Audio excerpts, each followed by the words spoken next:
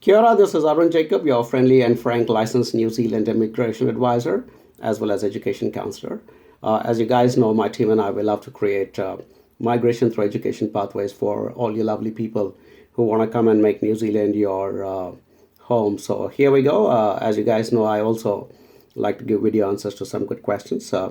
This question is from Sadiq Anam, who actually is one of our AGV students who recently came to New Zealand and he's studying in Christchurch at the moment. So by virtue of being an AJV student, Sadiq immediately gets the personal attention from myself as well as the rest of my team, and I'm happy to make this video answer and share it for you, Sadiq. Thanks to you. The others who have a similar question will also benefit, but this is particularly for you as an AJV student. Your question: for New Zealand PR, does one need to get a job offer from companies related to the field in which one has been studying, or is the PR application accepted when the concerned person gets a full-time offer from a job because of excellent performance in which he has been working part-time, example, sales or marketing? I'll break up your question into two parts. I'll deal with the first one, first part rather, which is for New Zealand PR, does one need to get a job offer from companies related to the field in which one has been studying? Okay, yes, there is a word in the immigration law in New Zealand which is the word is relevant. So it says very, very clearly that when you pick up a job after completion of the course, the job has to be relevant to the course that you have completed in New Zealand. There's an interesting variation, of course. For instance, if I mean, it's straightforward when you're doing a business course and you get a job that is related to business, or you've done a computing course and you're picking up a job that's related to computing. So it's a straightforward thing.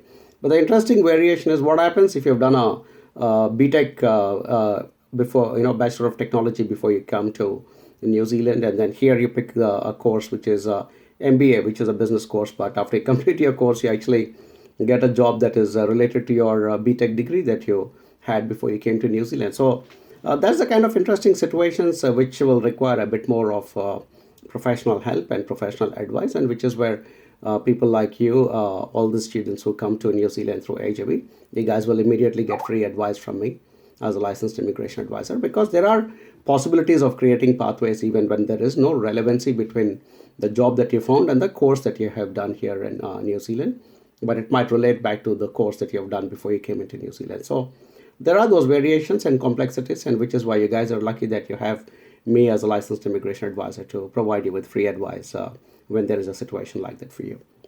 That's the privilege you get as an AJV student.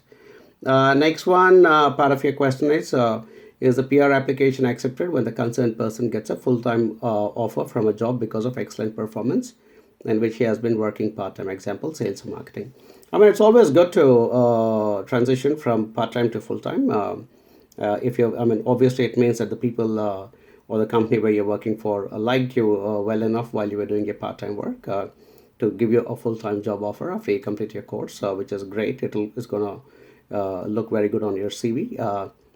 But again, as I keep saying, there are layers to each thing, each and everything in immigration law, and that is the problem with a lot of people. They tend to take immigration law at face value or what is written, and they fail to understand the complexities and the layers beneath it. So getting a full-time job that is relevant is good, but there are also other aspects like, what is the position, what level of occupation is that, what is the salary that has been offered, what is the kind of employment agreement that has been offered. So that is where a good professional advisor can help you. And as I keep saying over and over, all of you who are AJV students have the advantage of having the entire AJV team here in New Zealand to keep guiding you. Especially my knowledge as a licensed immigration advisor is going to help you guys after you complete your course and keep picking up your job. So yeah, we are there to hold your hand and take you forward one step at a time. And the other interesting aspect is you don't even have to write on Facebook.